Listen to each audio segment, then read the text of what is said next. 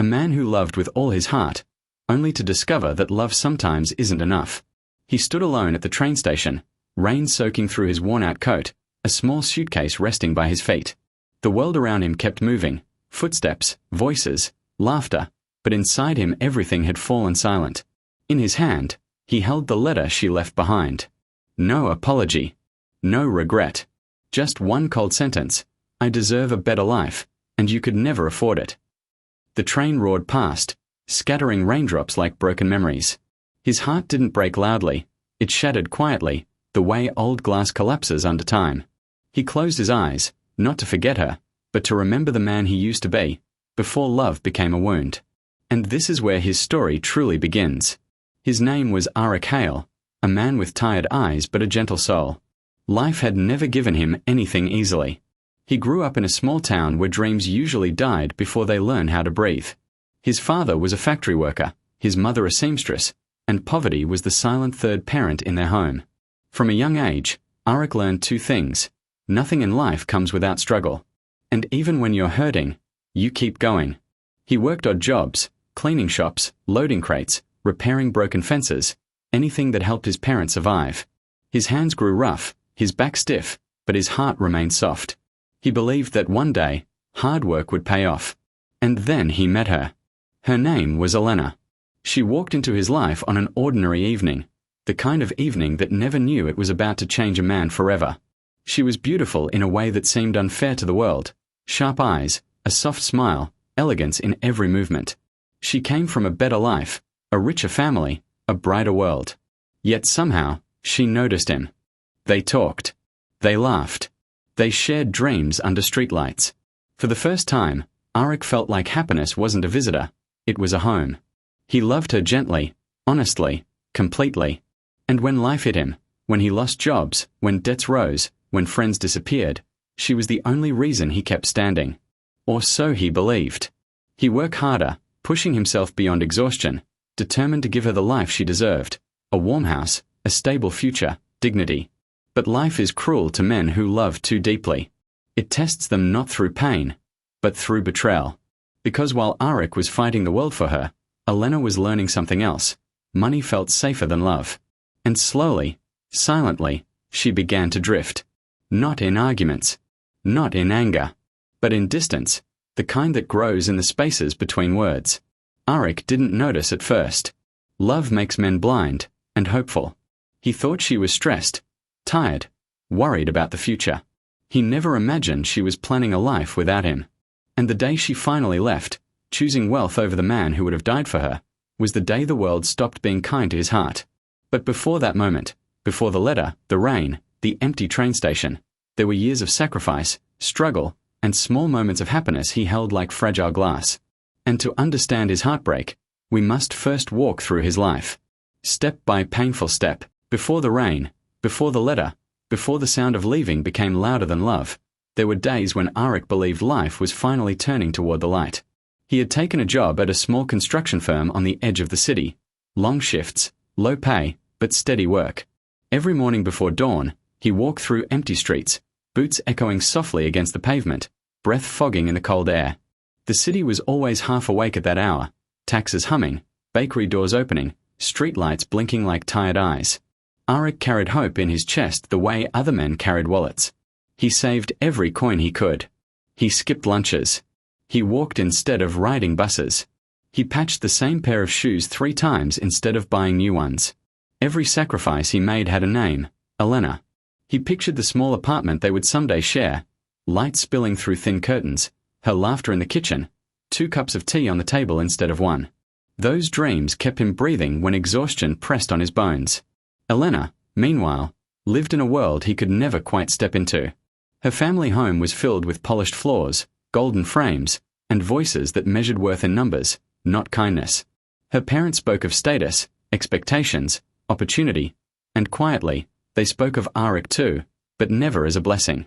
A man with empty pockets, her mother said once, without even using his name. A future built on hope alone, her father added, adjusting his cufflinks. Elena didn't argue. She didn't defend him. But she didn't leave either. Instead, she watched. She watched Aaric struggle. She watched him fight for a dream no one else believed in. She watched him arrive at their meetings tired, clothes dusty, eyes still carrying warmth. And for a while, a beautiful, fragile while, she loved him. They would meet under the bridge by the old river, where the city lights blurred into golden streaks over the water. Aaric would bring cheap snacks wrapped in newspaper, and Elena would smile like they were sitting in the finest restaurant in the world. "Someday," he whispered to her once, fingers brushing over her hair, "I'll give you everything they think I can't." She didn't promise to wait. She simply leaned into his shoulder and let him believe. Love rarely ends in fire. More often, it fades like a candle starving for air. It began with small things. Missed calls, short messages, excuses that sounded reasonable, but didn't feel honest. "I'm busy tonight, family dinner. There's an event tomorrow. I can't stay out late. We'll meet next week. I promise." Weeks turned into corridors of absence. Aaric noticed the change. How could he not? But he refused to see it. He told himself she was stressed. He told himself she still loved him. He told himself love just needed patience. But distance doesn't ask for patience. It asks for surrender. There was a man in Elena's life now, not in her heart yet, but in her proximity. His name was Daniel Mercer. He came from wealth the way others came from childhood, effortlessly, unapologetically, without ever questioning it. He wore suits that cost more than Aaric's monthly salary. He drove cars that moved like silent storms through the city. He didn't compete for Elena's love. He simply offered a life without struggle. Her parents approved of him before she did. Dinner invitations were arranged. Conversations about business, opportunity, travel, futures. Elena sat at the table with a calm expression, but inside her chest, a storm was building. She remembered long evenings by the river with Aaric, cold winds, cheap snacks, promises made in trembling voices. She also remembered rooms like this, warm, bright, secure, where no one talked about survival, only comfort. Two worlds pulled at her heart. And slowly, painfully slowly, she began to choose. Not with a confession. Not with betrayal in fire and scandal. But with silence. She stopped dreaming out loud with Aaric. She stopped asking about his day. She stopped holding his hand like the future was theirs. Instead, she listened when Daniel spoke of endless possibilities, and wondered, quietly, what life would feel like if she never had to struggle again. Aaric sensed the shift. He didn't know its shape, but he felt its weight, like cold air seeping beneath a door. Nights became heavier. His reflection began to look back at him with tired suspicion. Maybe I'm not enough. Maybe love isn't enough. Maybe she deserves more than I can give. But instead of letting go, he worked harder. Extra shifts. Overtime hours. Days when he didn't sleep, only functioned. Every brick he lifted felt like a promise. Every bead of sweat felt like an apology he shouldn't have to make. He didn't want riches. He wanted fairness, a chance to prove that a poor man's love carried more worth than a rich man's comfort. He started saving for a ring, not a grand one, but honest, simple, filled with meaning. He imagined kneeling before her, voice breaking, telling her, "I may not have the world, but everything I do have is yours." He didn't know that while he was preparing to fight for her, she was preparing to leave him.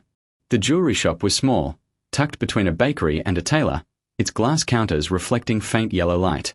Aaric stepped inside quietly, almost shy, like a man entering a sacred place. He didn't belong there, not in his faded jacket, not with dust still lingering on his sleeves, but he stood straighter, as if love itself gave him dignity. The jeweler placed a modest ring on the velvet pad. A thin silver band. A tiny stone. Nothing extravagant, but everything sincere. Aaric touched it with trembling fingers. "This one," he whispered. He didn't ask for a discount. He didn't negotiate. He paid in carefully folded bills, months of sacrifice stacked in fragile paper, and when the ring touched his palm, it felt heavier than iron. It wasn't jewelry. It was a promise made solid. That night, alone in his small rented room, Aaric placed the ring on the table and stared at it. He imagined Elena's smile. He imagined relief in her eyes, the certainty that he had chosen her, fully, forever. He believed, perhaps foolishly, that love still had a chance. He didn't know the future was already writing itself without him. As he turned the corner near Elena Street, He saw something that made the world slow, then stop. Elena stood outside a cafe. Daniel Mercer stood beside her. They weren't touching. They weren't intimate. But they were comfortable. Daniel laughed, a confident, effortless laugh, and Elena smiled, not out of courtesy, but familiarity. Aaric froze in the shadow of a lamppost, ring box burning in his pocket. His breath felt trapped somewhere between ribs and memory. He didn't step forward. He didn't call her name. He just watched the distance between them, and realized it wasn't distance anymore. It was a bridge she had already crossed. Elena finally noticed him. Her smile faltered. Her eyes widened, not with guilt, but with fear of confrontation. "Aaric, I didn't expect you here," she said softly. Daniel extended a polite hand. "You must be a friend." Friend. The word landed like a blade. Aaric shook his hand, firm, silent, then looked at Elena. "We should talk," he whispered. She nodded, but not that night. Not soon. Not honestly. "Tomorrow," she said. Tomorrow became a ghost. Days passed. Calls stopped. Messages faded into nothingness. Aaric kept waiting, his heart holding onto threads of hope that had long unraveled. Then one evening, a small envelope slipped under his door caught his attention. His fingers trembled as he picked it up. The handwriting was hers. No sender name, no warmth, just a message that would change everything. "I deserve a better life, and you could never afford it."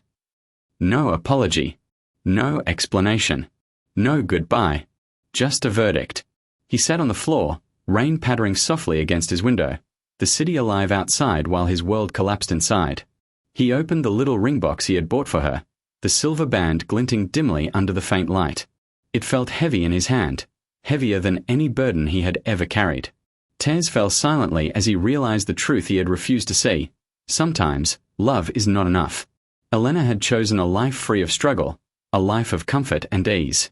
And he had given everything for her, only to be left with memories and a hollow ache in his chest. Aaric walked to the train station that night, carrying nothing but the remnants of his hope. The rain soaked through him, but he didn't feel cold. He closed his eyes and let the world blur around him. The train roared past, scattering puddles like broken promises. He didn't chase it. He didn't cry out. He simply stood, feeling the weight of betrayal, the depth of love lost, and the quiet resolve growing inside him. Life had taken Elena away, but it had not yet taken him. In the silence of the night, in the loneliness of the rain, Aaric understood something vital. Heartbreak is not the end. It is a beginning, painful, yes, but also the place where a man learns who he truly is. He opened his eyes. The city lights reflected in the puddles at his feet. His heart was heavy, yes, but still beating. And somewhere deep inside, a small spark of life remained. He would rise again, not for Elena, not for love that betrayed him, but for himself. And with that, Aaric stepped forward into the rain, leaving behind the ghost of tomorrow, carrying only the man he was and the strength he would become.